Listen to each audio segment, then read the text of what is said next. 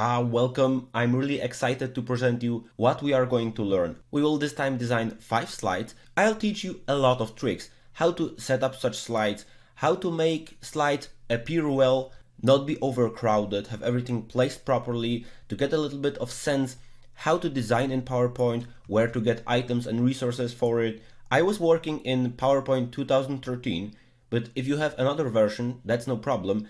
Some may have some problems, for example, with the Mac version from 2011, but this is not so crucial. The main thing is I want you to get better sense in PowerPoint, how to design, how to prepare, and how to create slides like that.